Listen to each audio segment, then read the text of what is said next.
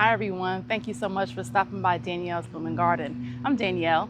In today's video, I'm going to be doing a little bit of a harvest in the garden here today, basically just some peppers and also some basil, because today I'm going to be making some basil pesto and I wanted to bring you guys along with me.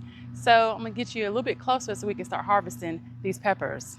All right, so I'm going to first be harvesting some of these shishito peppers here. I've had these shishito peppers. This is a plant that I overwintered. And it has hung on all summer long, and I am so proud about it, because some of the plants, you overwinter or it goes through summer and it's so hot, they just decide to go away. But this one has been hanging on so good. So I've been harvesting off of this all summer long and making pepper sauce and just eating these things just in different dishes. And it's been working out so well. How many of you guys have harvested or actually overwintered your pepper plants? If you've not tried it, you can do it. Some of these have been eaten up. So I'm just sitting them right back in the plant, letting them compost there. Because why not? Let it go back to the plant. But this has a lot of shishitos on it, so I figured I would give it a chance to, and this one's actually bad. I don't want that one. Figured I'd lighten up its load so it can keep producing as long as it can.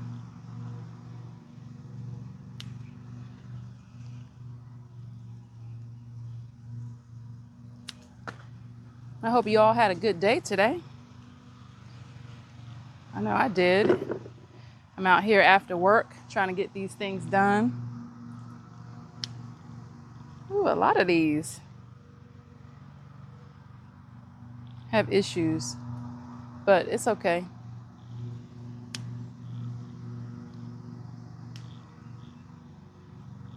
It's coming to the end of these plants here, so I'm just gonna get off what I can.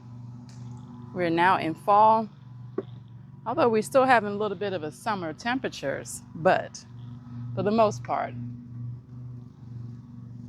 I'm in southern Alabama, zone 9A, so they're still looking pretty good.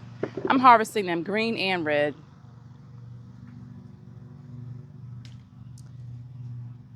Just so I can get as many as I can. How do you guys eat your peppers? I think I've heard some people just sauteing them or grilling them. I have not tried that yet. Got one that fell on the ground here. I haven't tried that yet. So I'll be interested in trying that. I think I'm gonna give that a try. Oh, I mean, so many of these have been eaten in half. I just learned, that one went over and on the ground. We'll get it later. All right, so I think that's good for the shishito peppers. Let's move over here to this is a serrano plant.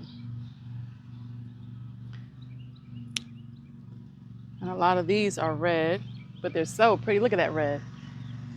Red is one of my favorite colors. Red and pink. And I've always loved the red that this turns. This color is so pretty.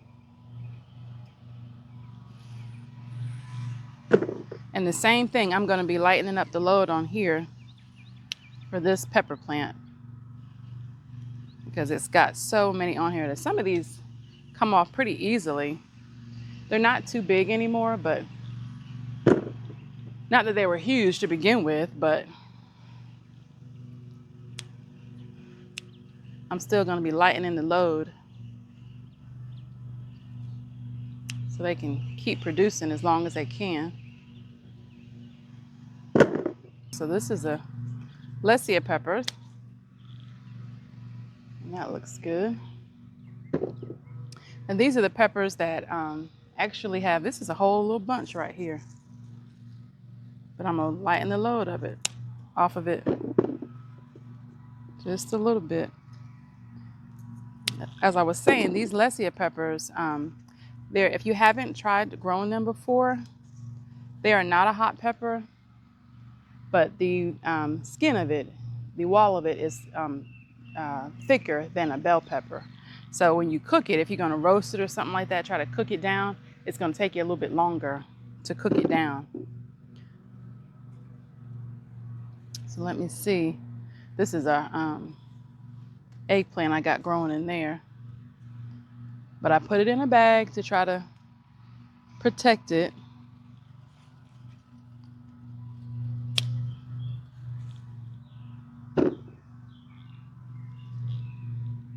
And this Lesia plant has produced very, very well. Very, very well. All right. All right, and these peppers here, this is my lunchbox peppers here. So they're looking really, really good. I was waiting for these peppers to come in. And they have come in so well. They're little, but they actually came in so well.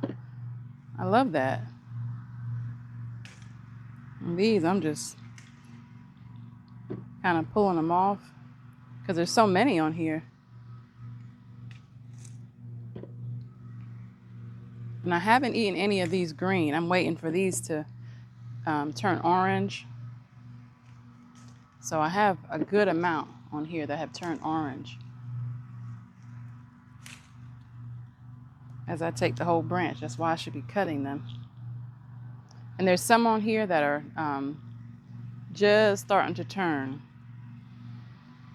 orange. But this is a very prolific, if you've not grown these before, this is my first time growing them. So if you've not grown these before, give it a try. I do like to try different things in the garden. That way you're not stuck growing just one thing. All right, let me move us around to the back. Now this is another plant, like I was saying, that I overwintered, and it has done absolutely wonderful. Look at that banana pepper. Just wonderful.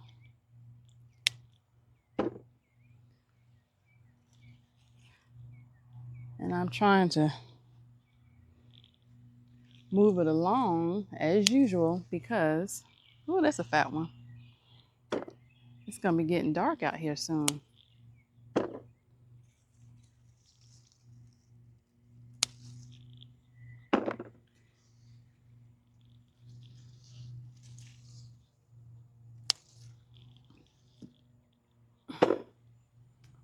This one's they over here eating everything.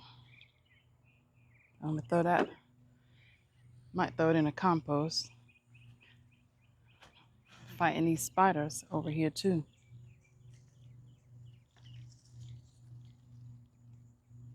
Now, the reason I have so many of these peppers, I do believe, is because I use that banana tea fertilizer. I don't know if you've seen that video, but go back in there, and I might post it on the end. Banana tea fertilizer. You just get your banana skins, and you can cut them up and soak them in water for a couple of days, and then you can dilute that and then feed it to your plants. And this is, I do that usually every other week. I feed my plants. And this is a result of what I get. So next, this is all that we've got here for the peppers on this garden bed. But we're going to move into the crop cage right next door. All right, so we're in here in the crop cage, and I'm going to be picking some of my purple bell peppers. So this is what they're looking like, and I'm getting a lot on here. So I'm going to be taking a lot of these off. because they are ready. Is that a spot? Okay, it's not.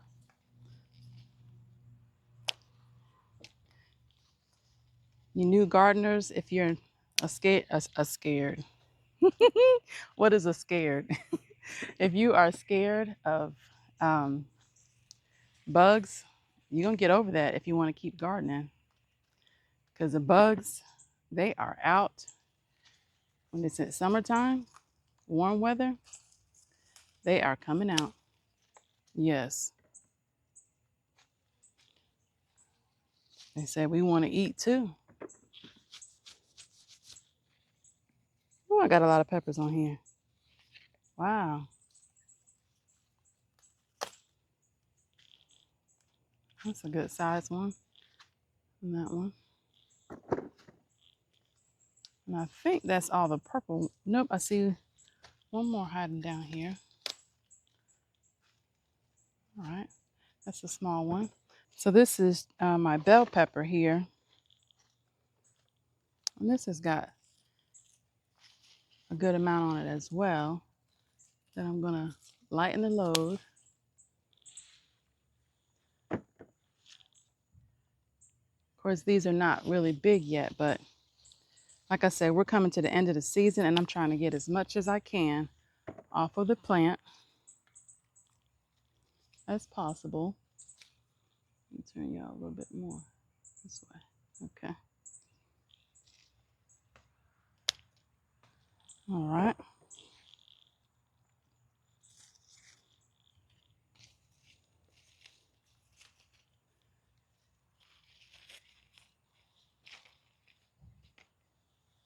We got a couple more growing up there. So all of these other ones are still kind of small. I'm going to take this one on the end here.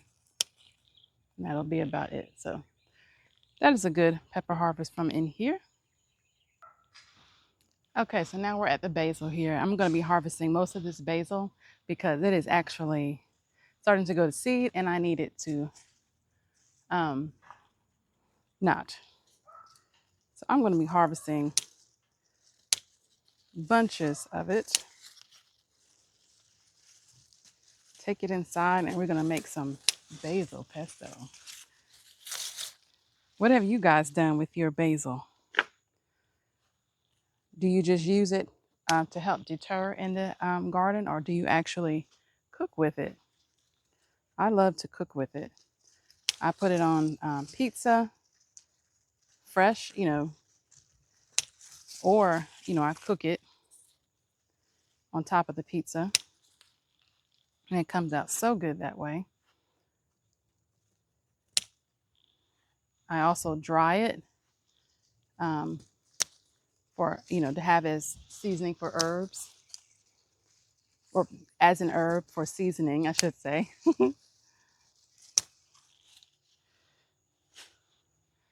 But I absolutely love basil. My husband does as well. We eat it a lot. So I'm gonna be getting most of this here because I have several plants and I need to make sure that I don't want my basil to go to waste. So you can see I haven't been using it as often as I like to, but because guess why? It's been too hot to get out here and get it. That's my excuse and I'm sticking with it. Yes, I am.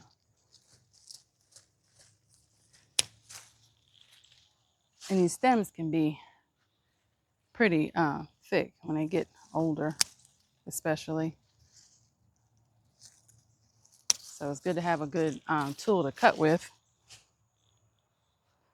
But I'm just using these scissors to get the job done real quick.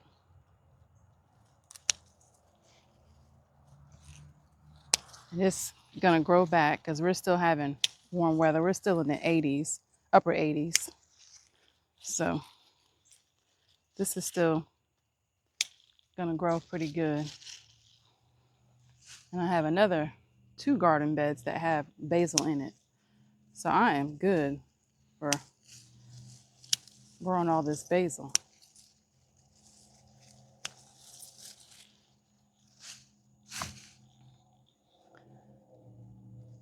So I'm going to get the rest of this basil harvested, and then we're going to get in the house and I'm going to show you how I make my basil pesto.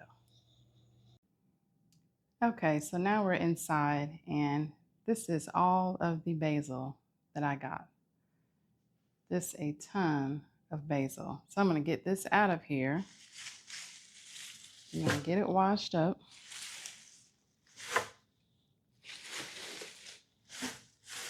I'm going to fill the sink up with water so we can get it washed.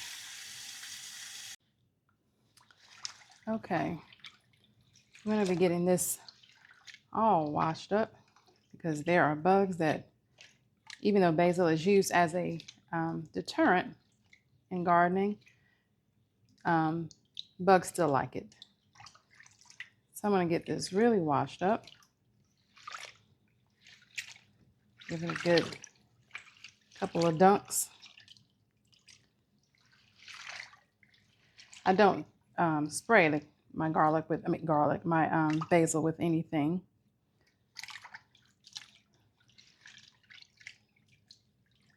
But so, you know, I don't have to be so vigorous in trying to wash it. I do it like this because I'm trying to get the bugs off. And then once I do that, I start looking at all the leaves. They look pretty good. I go ahead and just separate it from the stem. And that's all you have to do. You're just separating the leaves from the stem. So I'm going to go ahead and do all of this. This is the most time-consuming part. See little pieces like that that are brown. I won't keep those. So we'll put those to the side. I'm going to keep doing this until I get all of the leaves separated, because you just want leaves to make your basil pesto. You don't want the stems. So once I get all of this separated, I've got 2 batches to do, and then I will bring you back for the next part.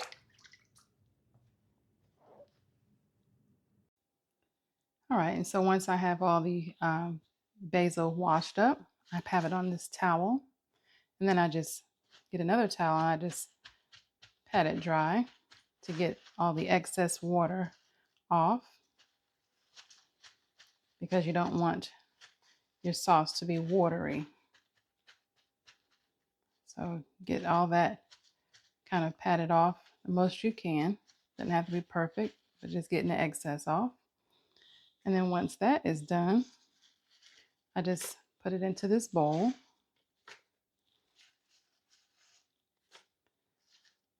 And then we are ready for the next part to actually start making the sauce. Okay, so now we are ready to use our food processor.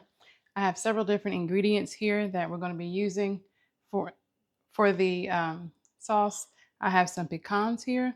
Now, normally pine nuts are used. The reason you would use nuts is to help with the texture.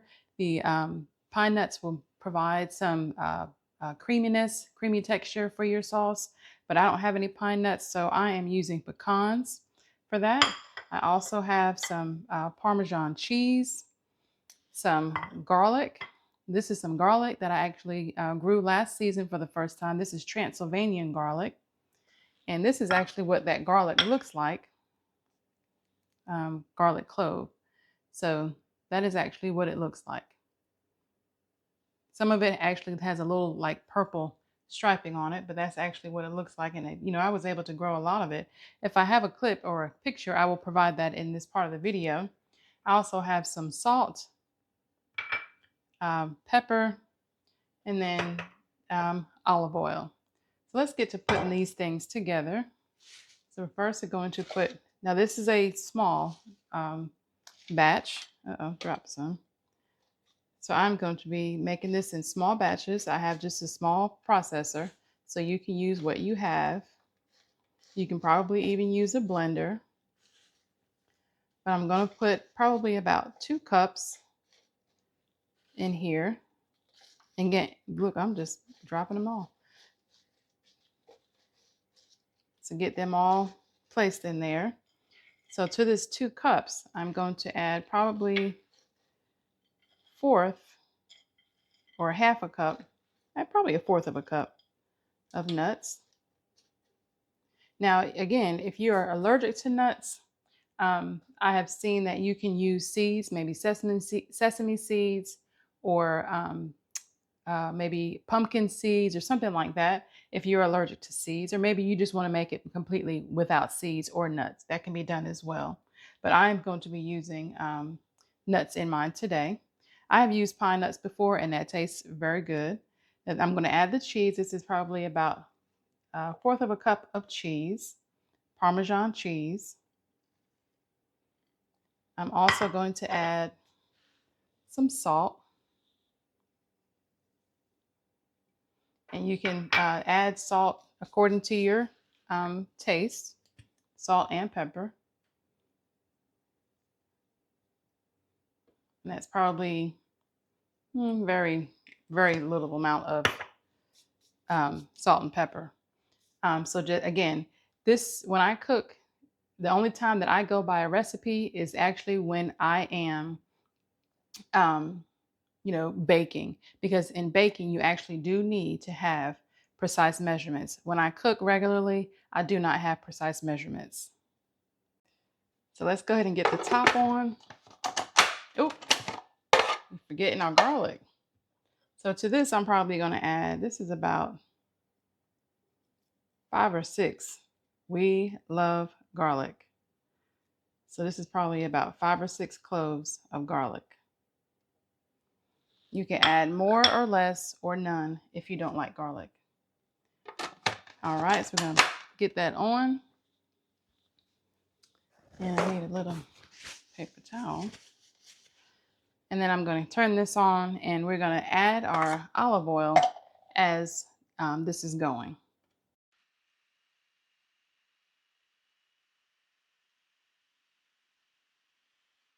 So as you can see, it is not mixing well. So what you can do is all you need to do is just get a little spatula and you can move it around. You can also go ahead and add the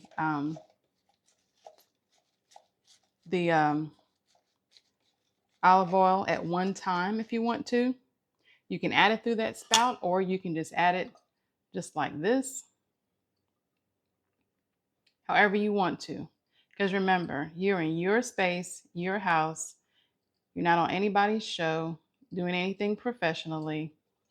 So you can do it how you want to do it. And that's how I do it here in my home. So let's go ahead again.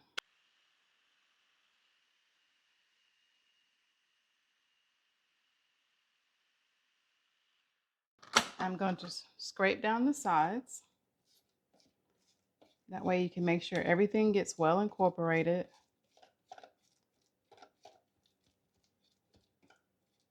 And at this point, you can actually go ahead and add some more basil, because it, is depending on how much you want to make. So I'm putting in how much I want to. So I probably added another cup of basil. I'm going to add the rest of my garlic, which was probably another 6 cloves or so. Some of them are really small. I'm going to add a little bit more of my nuts and a little bit more cheese. So there again, make it according to your taste buds, how you like it. As long as you know, be creative in the kitchen. Be creative.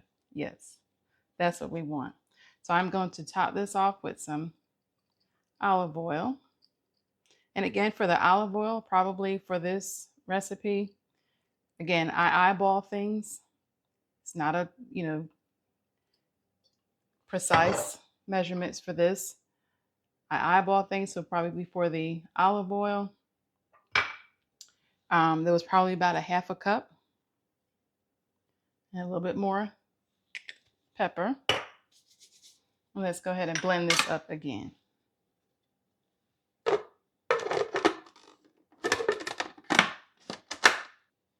I'm going to give it a taste.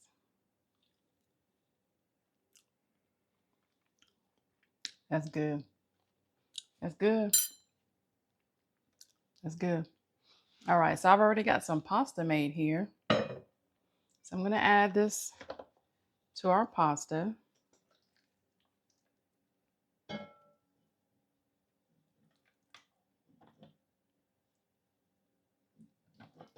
And this is just some gluten-free pasta. This is a whole container, probably an 8-ounce container of pasta. Yes, I am a gluten-free person. So I'm going to add this all to that pasta. And you can make this and have it with meat. Those of you that are maybe vegetarian or vegan, you can just have it like this. But tonight we are probably going to be having it with some meatballs because that's what my husband wants. And I am trying to get this finished up because he's waiting on me so that we can have dinner. He said he wanted to wait because he wanted some pasta, some basil pesto. He knows I make it good. So I'm just mixing this up here. And I left some of the pasta water in there. I didn't drain it completely.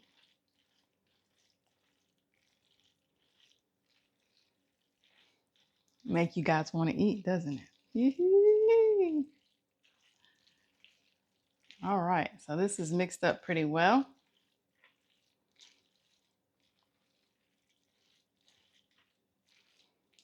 Okay, so now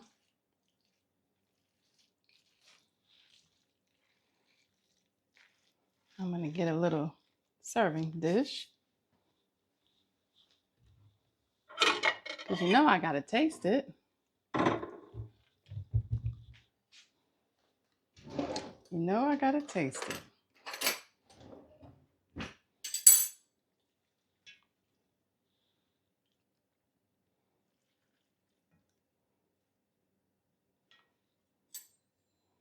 Okay, let's see what it tastes like. That's good, you guys. That's good.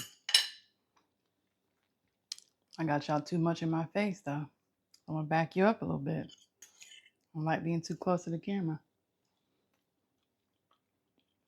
But that's good. That's good. So just remember, with this dish, making basil pesto, it doesn't have to be exactly how I did it. Put your twist on it. Make it spicy, not spicy. Add nuts, don't add nuts. Add a different kind of nuts. Keep it traditional with the pine nuts. I've even saw a recipe that had, instead of adding cheese, you can use nutritional yeast. So maybe I'll be trying that another time in the future. So just many different ways. So just make sure that you are keeping it creative and keeping it you, keeping it real to you as far as what you want to do in your kitchen. It's all about what you want to do in your kitchen. So thank you so much, you guys, for hanging out with me today, harvesting some peppers. Let me just show you all the peppers that I was able to harvest. This is the amount of peppers here I was able to harvest, and all of the basil that I was able to get out of the garden. And I still got plenty out there to get, and I've still got some more to clean, but I needed to go ahead and get finished so that we can go ahead and have dinner, and then I can proceed on to get the rest of it done. So thank you so much for joining me today, and I will see you guys on another video. Don't forget to like and subscribe and share this video so that we can stay encouraged to other people and help them also to grow a garden and be able to cook their food fresh out of the garden. See you guys next time. Bye.